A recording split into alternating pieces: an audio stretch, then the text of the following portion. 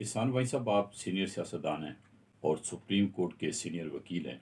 कहा जा रहा है कि पार्टी लीडर इमरान खान और बहुत सारे लोग जिन्होंने लोगों को, नौजवानों को उकसाया, उनको माफीनामे पे बरी किया जा रहा है, उसको उनको अलग किया जा रहा है, जबकि जो कारकुन थे जिनको उकसाया गया उनको कैद भी किया जा रहा है और उनको सजाएं सुनाई जा रही है। तो क्या मैं ये समझता हूँ कि मियाँ साहब, हाँ, ये अब प्लानिंग के तहत हम्म, प्रोपेगेंडा किया जा रहा है हम्म, कि जी उनसे हम्म, माफ़ीनामे लिए जा रहे हैं और उन्हें छोड़ा जा रहा हम्म, है। एक्चुअली हम्म, वो चंद लोग हम्म, जो बहुत माजी जिनका हम्म, मुख्तलिफ पार्टियों में रहा है, जिनको बहुत पता है हम्म, कैसे बचना है, हम्म, वो प्लानिंग के तहत तो होंगे, हम्म, लेकिन वो शरीक नहीं थे हम्म, उन वाक़यात में जिन वाक़यात के तहत हम्म, ये कुछ हुआ।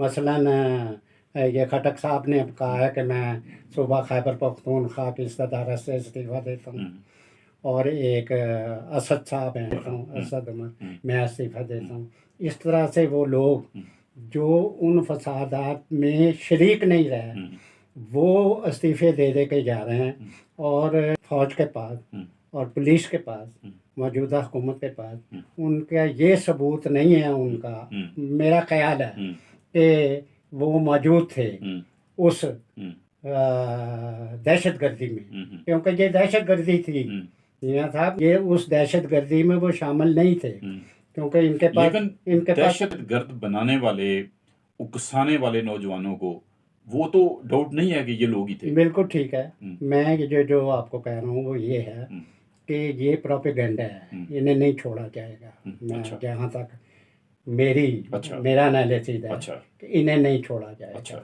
वज़ीर दाखिला और वज़ीर दिफा बार बार कह रहे हैं टीवी पे कि इमरान खान के ख़िलाफ़ फ़ौजी अदालत में मुकदमा चलेगा। फ़ौजी अदालत में मुकदमे का मतलब ये है कि अगर जब सज़ा होगी तो उसकी अपील भी चीफ़ ऑफ स्टाफ के पास जाएगी। उसके बाद हाई कोर्ट और सुप्रीम कोर्ट के पास इख्तियार है, लेकिन ये सज़ाएँ होनी हैं और अनकरीब अब ये शुरू होने वाला है, ये सज़ाओं का सिलसिला।